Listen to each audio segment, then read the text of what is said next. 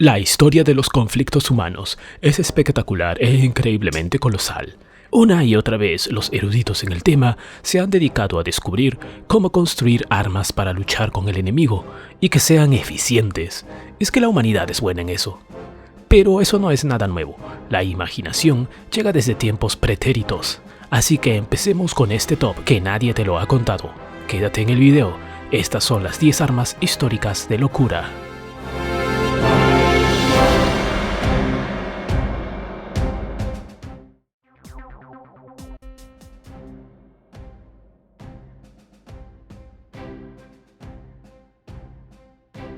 Cañones de vapor griegos. En el 214 a.C., la República Romana cercó la ciudad siciliana de Siracusa en un intento por obtener el control estratégico de la isla. El general Marcus Claudius Marcellus lideró una flota naval de 60 acorazados romanos a través del estrecho de Mesina en una carga frontal, mientras su segundo al mando atacaba desde la tierra.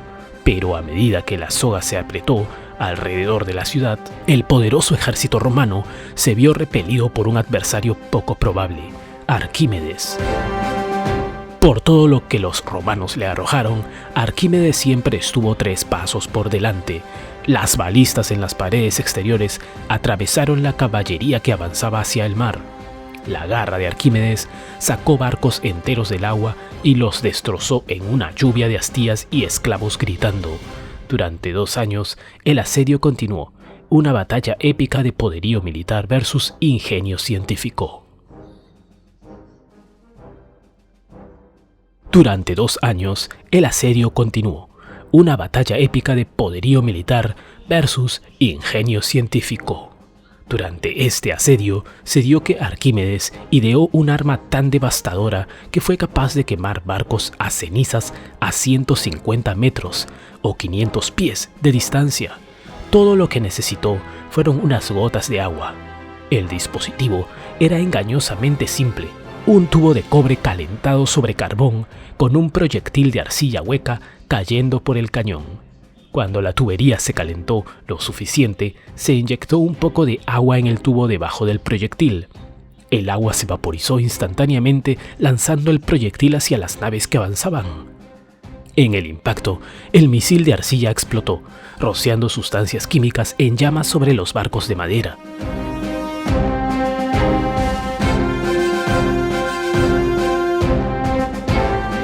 Incluso hoy, el cañón de vapor de Arquímedes es una especulación intensa.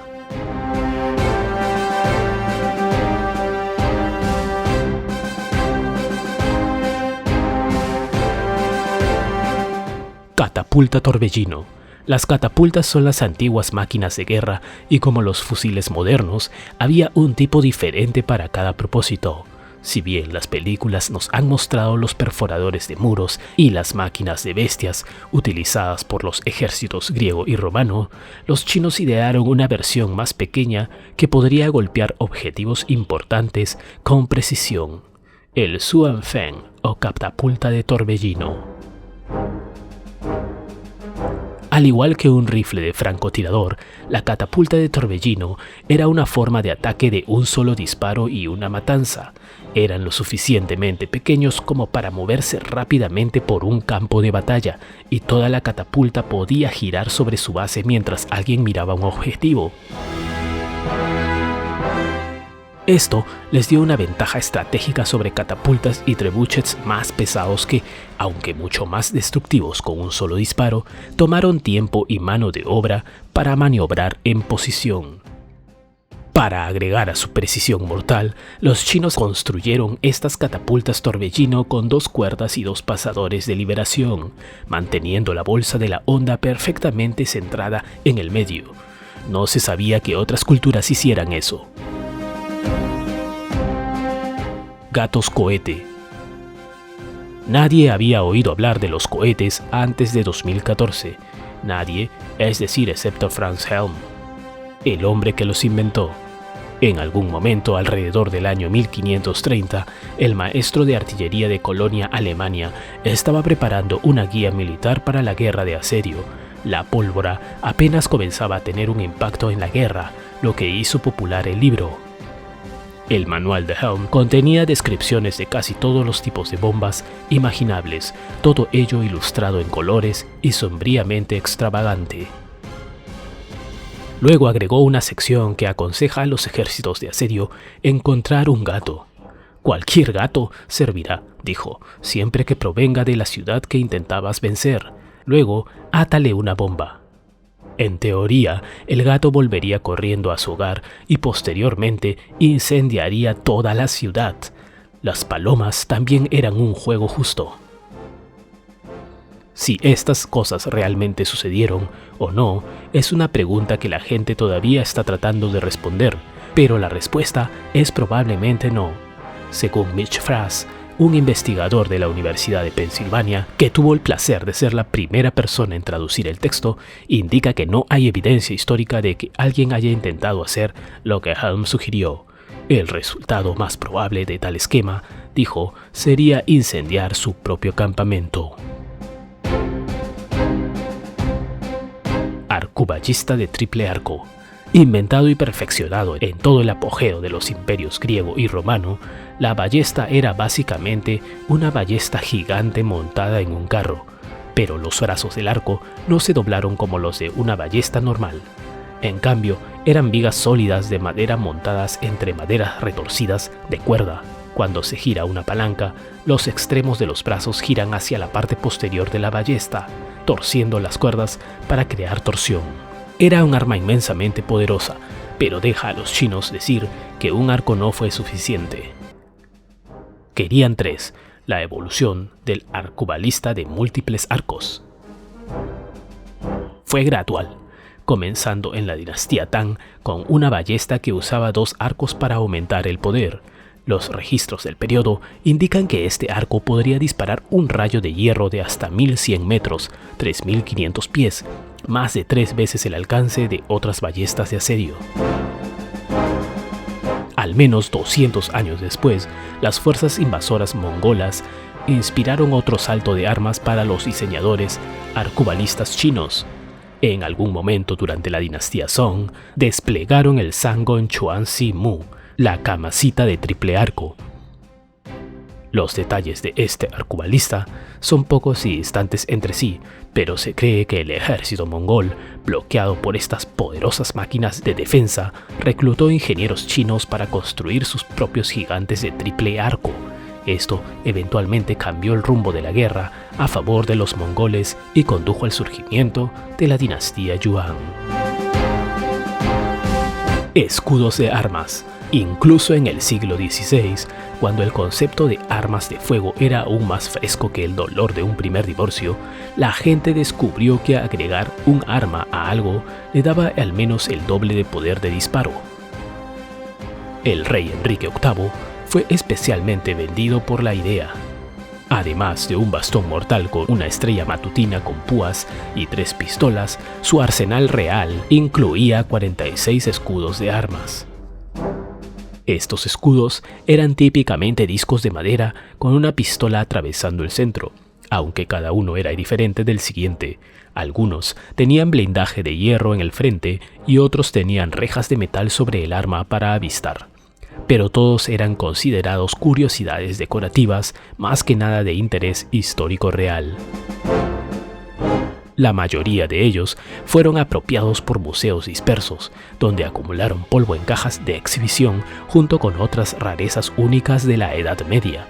Pero el Museo Victoria and Albert del Reino Unido examinó recientemente su espécimen y descubrió que los escudos de armas pueden haber sido más comunes de lo que la mayoría de los historiadores creían originalmente. Entonces reunieron tantos como pudieron y comenzaron a estudiar.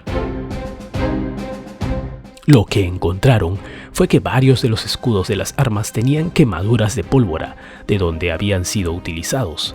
Algunos de ellos también parecen haber sido diseñados para engancharse a las armas de fuego de un barco, donde probablemente se usaron como una capa adicional de protección, así como una línea de fuego antipersonal. Al final, sin embargo, probablemente tenía más sentido mantener separados los escudos y las armas, por lo que el extraño escudo de armas cayó en la oscuridad. Lanzallamas chino. Como algunas de las primeras armas de fuego, las protoarmas chinas eran un arsenal vasto e imaginativo que era diferente a todo lo que se había creado hasta ese momento. Sin prejuicios previos sobre cómo debería verse un arma impulsada por pólvora, los inventores chinos tenían un lienzo en blanco para crear algunas de las armas más extrañas que el mundo haya visto. Las lanzas de fuego, la primera encarnación, surgieron en algún momento del siglo X. Estas eran lanzas colocadas en tubos de bambú que podían disparar una explosión de llamas y metralla a unos pocos metros de distancia. Algunos dispararon perdigones de plomo, otros lanzaron una explosión de gas venenoso y algunas flechas disparadas. Estos pronto dieron paso a tubos de fuego puros cuando los ejércitos abandonaron las lanzas a favor de armas de bambú baratas y desechables que solo daban un disparo, pero podían ser producidas en masa y disparadas unas tras otras. A menudo se les dio múltiples barriles, lo que condujo a sabores de muerte casi infinitos. De las entrañas de este caos creativo surgió el tubo de chorro que llenaba el cielo. Los historiadores suelen llamar a esta arma un lanzallamas, pero esa descripción no le hace justicia.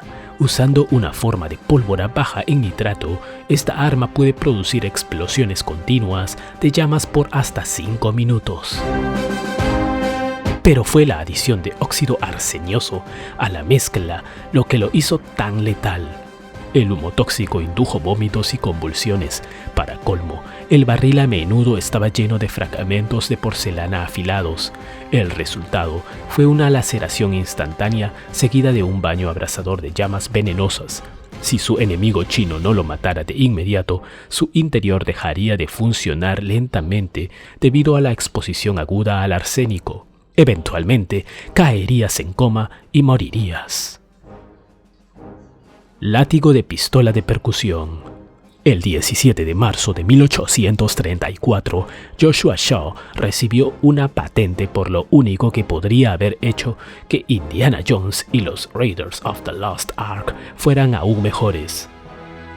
Un látigo con una pistola escondida en el mango del látigo, lo que lo hizo particularmente útil y potencialmente peligroso, fue la forma en que fue despedido. En lugar de usar un gatillo como la mayoría de las pistolas, la pistola tenía un botón en el costado del mango que podía presionar con el pulgar. Eso permitió a una persona sostener el látigo como lo haría normalmente y aún tener acceso al gatillo de la pistola. Normalmente, el gatillo estaba al ras con el mango, pero cuando estaba armado, el botón sobresalía para disparar de inmediato. Al menos uno de estos látigos de pistola de percusión se hizo realmente, aunque no hay registros de que se produzcan en ningún tipo de número. Existe ahora más como curiosidad que otra cosa. Su principal inconveniente era que la pistola solo se podía disparar una vez, pero, de nuevo, a veces un disparo es todo lo que necesitas. Huacha. China protegió ferozmente sus armas de pólvora durante los siglos XIV y XV. Llevaron a cabo el avance más explosivo en tecnología militar desde el arco y la flecha, y no planearon abandonarlo sin luchar.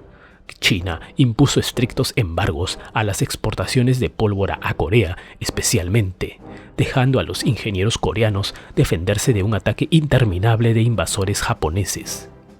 A comienzos del siglo XVI, sin embargo, Corea había superado con creces el desafío de la pólvora y estaba produciendo sus propias máquinas de guerra, igualando cualquiera de los tubos que defendían el continente chino.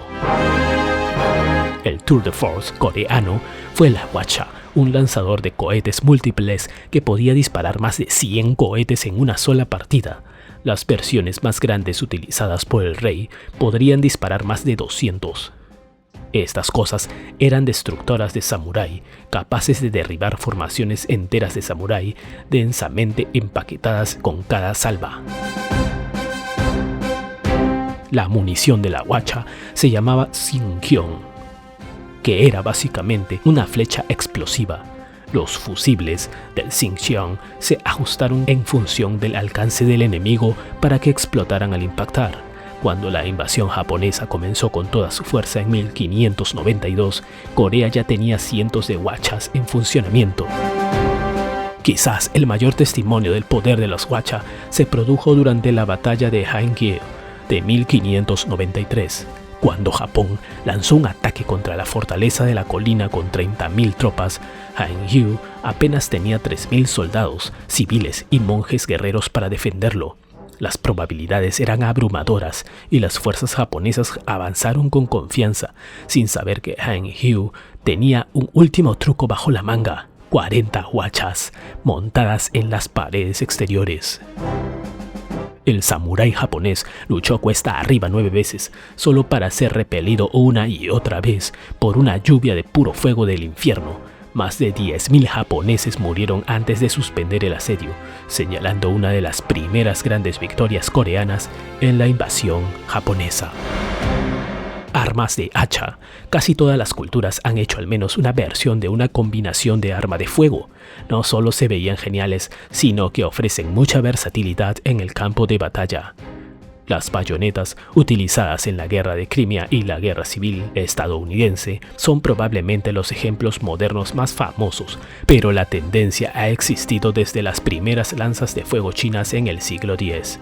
Sin embargo, de alguna manera, nadie realmente lo logró como lo hizo Alemania. Algunos de los ejemplos mejor conservados de armas de hacha alemanas actualmente residen en el Museo Historisches en Dresden y datan de mediados a finales de 1500. Estas piezas, ornamentadas, talladas, presentaban pesadas hachas de batalla en los barriles de las armas de fuego con cerradura de rueda. Algunos podrían usarse como helicóptero y tirador simultáneamente, mientras que otros eran principalmente hachas que revelaban un cañón cuando se retiraba la cabeza del hacha. Probablemente se desarrollaron para la caballería, lo que explica los mangos extendidos de lo que de otro modo sería una pistola. Quemadores del infierno. Era 1584, 6 largos inviernos en la Guerra de los 80 años y Federico Giambelli podía probar la venganza en el aire. Años antes había ofrecido su servicio como diseñador de armas a la corte española, pero se habían reído de él. Furioso, se mudó a Amberes, donde finalmente encontró la oportunidad de vengar su magullado ego italiano. Recién salido de una victoria contra los otomanos, España envió al duque de Palma a sitiar Amberes, que se había convertido en el centro de los separatistas holandeses. El duque esperaba ahogar la ciudad con un bloqueo de barcos al otro lado del río Scheldt. Amberes tomó represalias enviando barcos de fuego, literalmente barcos en llamas, contra el bloqueo. Riendo, el ejército español los empujó con picas hasta que los barcos se quemaron en el río. Todavía queriendo vengarse de los españoles, Giambelli solicitó al ayuntamiento 60 barcos, prometiendo romper el bloqueo, pero la ciudad solo le dio 2. Sin inmutarse, Giambelli comenzó a construir sus armas maestras. Con cada barco, destripó la bodega, construyó una cámara de cemento en el interior con paredes de 1.5 metros, 5 pies de espesor, y cargó en 3.000 kilogramos de pólvora. Lo cubrió con un techo de mármol y apiló cada barco con cada misil peligroso que se pudiera imaginar. Finalmente, construyó un mecanismo de relojería para encender toda la carga en un momento predeterminado. Estas 2 naves se convirtieron en las primeras bombas de tiempo detonadas remotamente en el mundo, a las que llamó quemadores del infierno. Al acercarse la noche del 5 de abril, Giambelli envió 32 barcos delante de sus quemadores del infierno para distraer a los españoles. El duque llamó a sus bombas al bloqueo para mantener alejadas a las naves. Pero un quemador del infierno aterrizó demasiado lejos del bloqueo y suavemente explotó cuando su encendedor falló. Con los barcos de fuego desvaneciéndose, el segundo quemador del infierno simplemente empujó la línea de barcos españoles y parecía estar muerto en el agua. Algunos de los soldados españoles comenzaron a reír. Luego, el segundo quemador del infierno explotó, matando a 1.000 hombres y haciendo un agujero de 60 metros, 200 pies, en el bloqueo. El cielo llovió bloques de cemento del tamaño de lápidas. Lo más importante, la explosión abrió la arteria para reabastecer la ciudad. Sorprendidos, los holandeses no se movieron para traer los suministros que habían estacionado río abajo. Unos meses después, se rindieron a España. A Jambeli no podría importarle menos. Su guerra había terminado porque España malditamente sabía su nombre ahora.